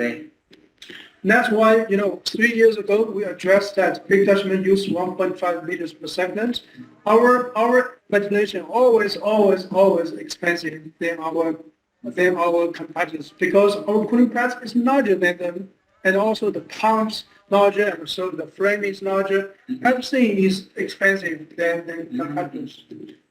Và khi chúng ta dùng cái thiết kế là 1.5 mét trên giây thì tất cả cái diện tích thiết bị nó đều rộng ra hơn hết, bơm rồi nó cũng lớn hơn hết, diện tích cái ghế làm mát lớn hơn, cho nên chi phí đầu tư nó cao hơn. But if you see here, this is efficiency, this is cooling pad efficiency. So if we use 1.5 meters, then you can see the efficiency of this one is 73%.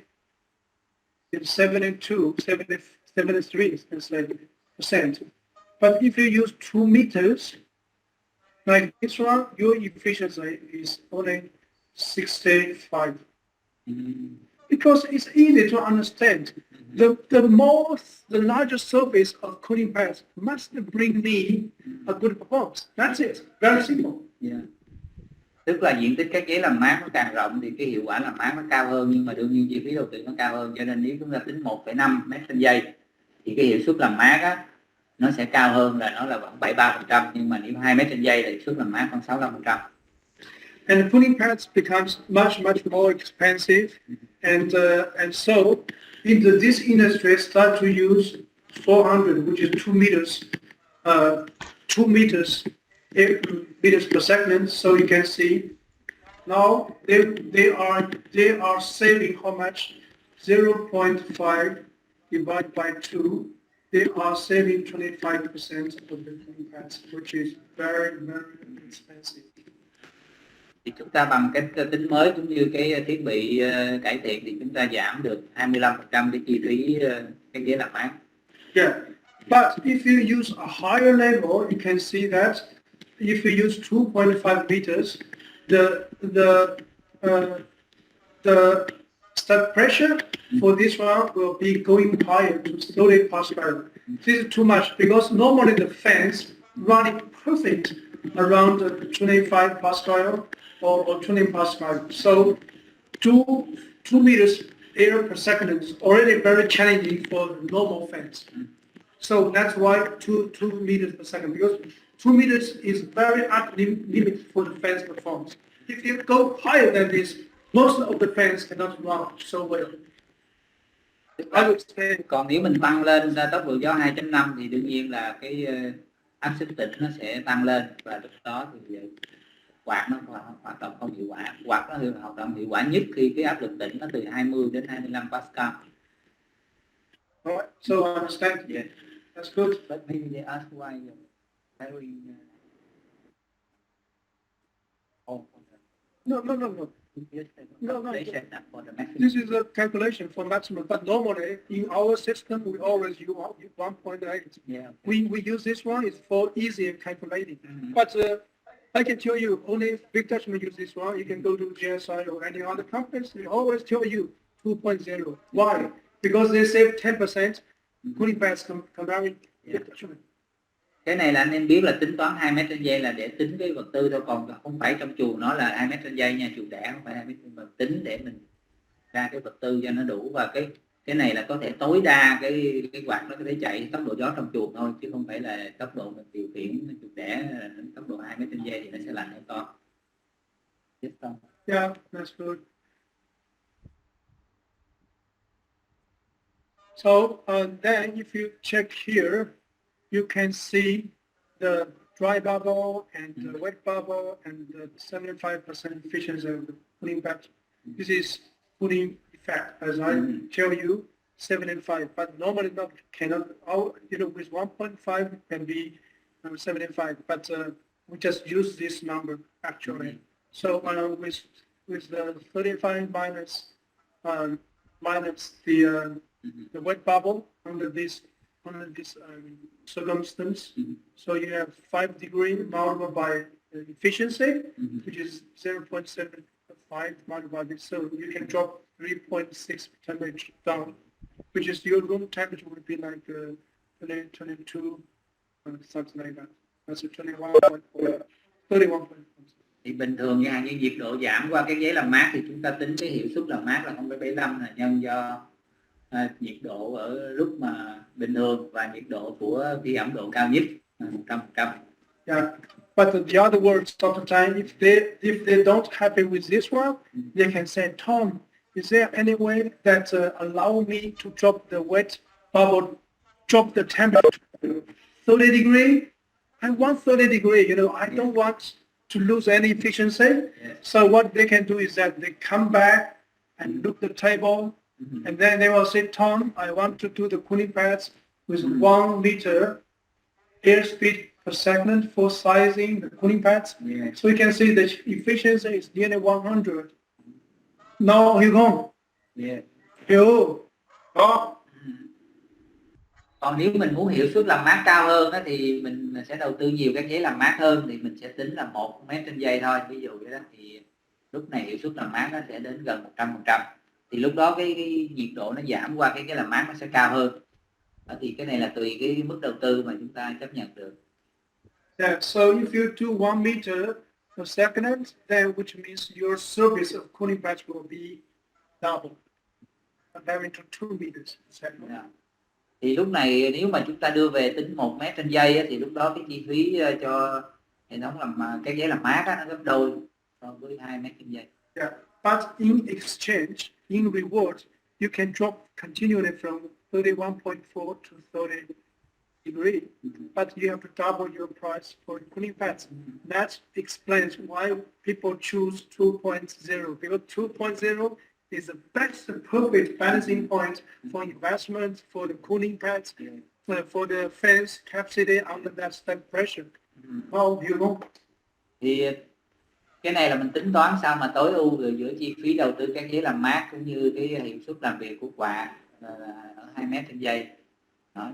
Cho nên cái này anh em thấy một số nhà cung cấp họ sẽ tính, là mình không biết thì họ sẽ giảm cái này cái kia bằng nhiều cách để đấu thầu nó sẽ dễ hơn, nhưng mà đương nhiên là cái hiệu suất nó sẽ ảnh hưởng. So in old days, I see people in China for the ball start like this. This is the fan, and then they have cooling pads here. But the ball start, they are very sensitive for the hot, right? Balls. So they say, oh, my room temperature is only like 27. I don't like it. I want the temperature to be dropping. So they do the second layer of cooling pads to like this. This is layer 1. This layer 2. They have different layers of cooling pads, and they say, oh, the temp drops like 26 or something like that. But for 1 degree, for 1 degree reduction on the cooling pads, they have to pay a lot for the second layer of the cooling pads. Thì ví dụ một số trại người ta có chuồng nọc chẳng hạn, chuồng nọc thì người ta muốn là mát cho con heo nọc để nó ra tinh tốt nhiều, thì 27 độ C người ta không hài lòng, ta muốn giảm đến 26 thì người ta phải thêm một cái lớp cái ghế làm mát nữa. Đó thì chúng ta phải nhiều chi phí đầu tư hơn, nhưng mà chúng ta sẽ làm mát tốt hơn. So remember, my friend, no matter what you do, 1 layer, 2 layers, 3 layers, 4 layers, this is your limit. Wet drop bubble, because the theory of the mechanical ventilation for cooling is that you add water into the air. The higher relative humidity in your location, the less capacity you can drop your temperature, no matter what. Nhưng mà anh em chú ý là cái chỗ mà nước nó xuống thì nó gây ẩm độ tăng cho cái chuồng, thì nó cũng sẽ giảm hiệu suất làm mát, cho nên chúng ta thêm nhiều cái làm mát nó cũng có hai mặt. Đó, và cho nên cái vấn đề là cái hệ thống điều khiển để nó rớt cái nước xuống cho cái ghế làm mát á, nó vừa đủ thì nó tốt, chứ còn nó dư thì nó sẽ làm ẩm chuột và cái hậu quả nó nặng hơn. Alright, then let's conclude for the fairing. So we have 6 pieces of jelly fans or PD blue fans, same. We have a control.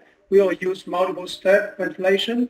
We'll use 9 pieces of doubling nets, because this is a cheaper solution. Of course, we can use a higher label solution. We will use either one out of 3. We have PVC, or we have 22 pieces of maneuver. We can use 4 pieces of ventilating, and then for the cooling pads, this is cooling pads. So up to this point, I will say, wow, you have finished the ventilation design for fairing. Finished. Cho nên cái thiết kế thông thoáng nó rất là nhiều thông số chi tiết lắm anh em, cho nên nhiều khi anh em nói báo giá gửi liền là nó khó chỗ đó, phải tính toán rất là kỹ, chứ không phải các công ty khác họ đưa ra Excel họ tính nhanh đâu, không phải, mà phải tính toán từng cái nhu cầu, từng cái chuồng một.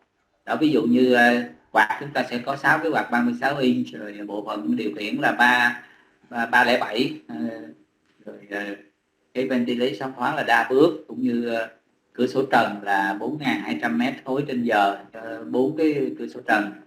Rồi chúng ta thấy cửa sổ tường, hay là cửa lùa, hay là cửa chớp như hồi nãy anh em mình thấy đó. Rồi cái hệ thống cái ghế làm mát là 1.2 x 22 mét nhưng cho 3 cái bộ như vậy. Yes không? So today I think we give them all round analysis of ventilation. If they have any question, just come to us. Yes, enough for today, hả? Yeah. Okay. Đó thì cái đó là nói chung là hôm nay cũng khá nhiều kiến thức kinh nghiệm chia sẻ cho anh em về thông thoáng, tính toán như thế nào, và đương nhiên khi mà có thiết kế là tính toán rất là kỹ để bảo đảm cái phí đầu vào, phí đầu ra, vân vân, tốc độ gió nó rất là chi tiết. Thì chắc hôm nay vậy là cũng tương đối nhiều để anh em hấp thu. Thì đó giờ đến lượt câu hỏi. Ủa cho anh hỏi là Tiếp Văn Vinh phải ngày xưa làm gì bên trại Cẩm Mỹ không Vinh ơi? Vinh ơi. Hình như đúng rồi. Tiếp Văn Vinh phải ngày xưa là làm với anh không ta? Dạ đúng mà anh, ở Cẩm Mỹ rồi lên trên núi Đắk Nông. Anh trời, em làm với anh đúng rồi đấy nè Vinh rồi. Em lúc đó em rời một thời gian để em quay lại đúng không? Dạ em cũng mới trở lại Thiết nên thật. Đúng rồi, vậy tốt, welcome back ha. Có gì anh em mình gặp nhau, thấy mấy cái tên quen quen. So Vinh Tấn đây. Yeah. Oh, that's good. Yes. All right. Yes. Let's continue, right? So I have many similar friends here. Ẩn rồi Bình Tuấn rồi vân vân, nói chung là Bình Định team, and green team, Yeah. and we farm in the north. Yeah. Good. Oh, yeah, let's move on. Yes, And then okay. after farrowing, we can take a look to the gestation. Gestation can be easier for comparing to farrowing. Thì hồi nãy giờ mình tính toán về chuồng đẻ thì nó tương đối phức tạp anh em à, tại vì nó đáp ứng nhu cầu của con nái rồi con, còn bây giờ đến chuồng mang thai thì nó đơn giản hơn. Yeah. Then we know the benefit of the gestating sows in gestation rows. So then we divide by 8 rows, 1, 2, 3, 4, 5, 6, 7, 8 rows. So each row will have 146 crates or stalls. Okay. Then plus by 8 meters because we have the corridor here, something like that. Yeah. Oh, yeah. No. Those are animals for the elephants also. Elephants is here. It's tolerate amount. Visible ạ. Yeah. Okay.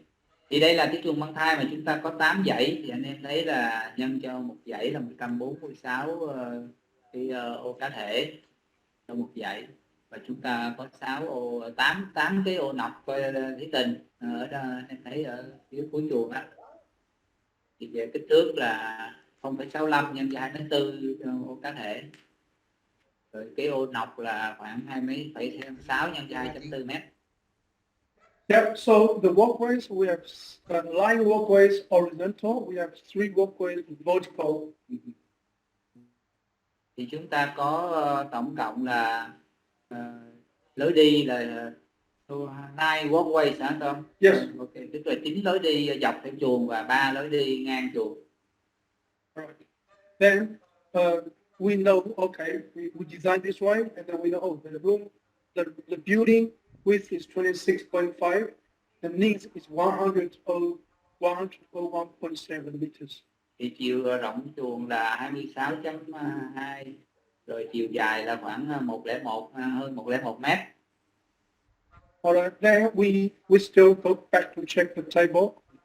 For this one, because let's say in the south, in Ho Chi Minh, we don't have temperature, and to be a mild weather for the animals, like gestating animals. They are so big. So I would say we can start from somewhere hot. So we can go with airspeed from the beginning. Because all year round we never see. Because for the gestating, they need temperature like 18 degrees. But in Ho Chi Minh, you never see 18 degrees. Yeah. They're always hot. So you don't need to consider about cold weather. You don't need to consider about mild weather. You just go ahead to use the tunnel. Thì với chuồng mang thai thì hầu hết ở Việt Nam chúng ta thì nhiệt độ nó ấm, nóng, cho nên chúng ta chỉ dùng cái thông thoáng dọc chuồng luôn. Chi phí đầu tư nó rẻ mà nó phù hợp với con heo lớn nữa, nó chịu lạnh được, chịu mát, và nó chỉ cần mát thôi. Thì chung đôi khi miền Nam là mình cái quạt phải làm tối đa cả ngày đối với chuồng mang thai.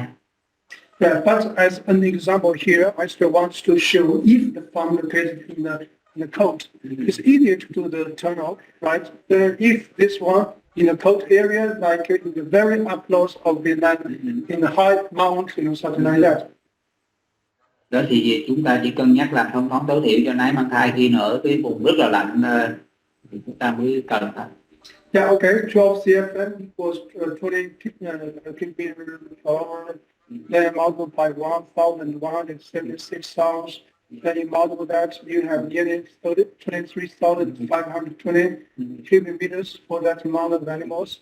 And then in the mild weather, you use 68 cubic meters. And then multiply the quantity of the animals, you have 90 cubic meters, 80,000. So those two numbers we are used for selecting the fence. For example, if in a very cold area in China, maybe like this one, very long building. What we can do is that to be perfect. If this is very very cold, we can select like I would select like maybe 3-4 fence at this side. For minimum ventilation 24 inches, something like that. Okay, but Yeah, it's not here. Thì cách tính cái số quạt rồi lưu lượng gió như hồi nãy anh em mình tính thôi, thì nhu cầu của con heo theo cái khí hậu đó là ôn hòa cũng như nóng, chúng ta nhân lên cái số heo đầu con thì chúng ta biết được tổng lưu lượng khí cần, rồi tốc độ gió vân vân, chúng ta rồi lưu lượng khí trao đổi, rồi chúng ta bảo đảm 30 đến 45 giây là nó cái lượng khí trong chuồng nó được thay đổi. Okay không? A similar calculation. Yeah, and also that if we consider the mild weather and hot weather, something like that, we need to do those. Yeah. So again, if we check the air speed, then we can use that one, the volume air. This same step. I don't want to repeat anymore. The area of the section and the volume fan selection. We have to use 12 pieces of 54 fans, and one fan is like this much. The bottom by 12 pieces of fans, and you have the 575,000. So the extent range, you can use the volume of the space divided by the fans quantity. Then you have 41 seconds, and the air speed is 4.46. Thì với cái chuồng như kích thước như thế này, chúng ta tính cái diện tích mặt cắt là 64,92 mét vuông, rồi thể tích chuồng là 6.602,8 mét khối trên mét khối, rồi số lượng quạt chúng ta tính là khoảng 12 quạt nhân cho 54 inch, rồi mỗi công suất quạt là khoảng 28,2 CFM hoặc là 47,94 47.940 mét khối trên giờ nhân 12 là tổng cộng lưu lượng khí là 575.280 mét khối trên giờ. Thì từ đó chúng ta tính được cái thời gian thay đổi khí trong chuồng là khoảng mỗi 41 giây, cũng như tốc độ gió là khoảng 2,46 là tương đối tốt cho heo mang thai. Do we need boiler singleness? No, because zero. Và trường hợp này chúng ta không cần đầu tư cửa sổ trần hay là cửa sổ tường, phóng dọc chuồng thành. Yeah. Sidewall curtain, yeah, if we talk about closed house, we don't need that. Rồi anh em cũng tính thêm có bạc dọc chuồng hay không để mà khi cúp điện á thì cũng phải cân nhắc. Yeah, same. Cooling pads, we use the total air capacity by the fans and then divide by 3,600 and then. Rồi từ đó chúng ta tính ra diện tích các ghế làm mát là khoảng 79.9 mét vuông, rồi từ chiều cao các ghế làm mát thì chúng ta thấy chiều dài các ghế làm mát tổng là khoảng 44,4 mét vuông. Nếu mà cái diều động chuồng có 26,5 mét thì chúng ta phải làm thêm hai bên nữa đó, để nó đủ 44,4 mét. And then the service then can divide by 8 meters and you have 44.4 meters. Sorry anh Thành ơi. Rồi. Cho hỏi thêm câu anh Thành. Rồi. Cái airspeed mà ông tính á, là ông lấy cái lưu lượng khí á, là 575.000 đó em. Dạ ông chia đi cho cái 3.600. Đúng rồi. Chia cho diện tích tiết diện. Chia diện tích tiết diện là nó ra cái đó là cái tốc độ gió ở trong chuồng thực tế nếu như mà chúng ta áp dụng cái này, đúng không anh? Đúng rồi. Cái tốc độ này là khi là không có chứa ngày vật nha, tức là cái này khi em đo là em chưa có, em phải đo ở nhiều điểm khác nhau và em cộng là trung bình, chứ không phải là em nói chỗ nào nó cũng như vậy. Và cái gió này nó chỉ tính là trung bình và không có chứa ngày vật. Còn nếu mà em đặt nhiều chứa ngày vật ở trong chuồng thì lúc này tốc độ gió nó có thể thay đổi và nó không thể đều hết trong chuồng nha.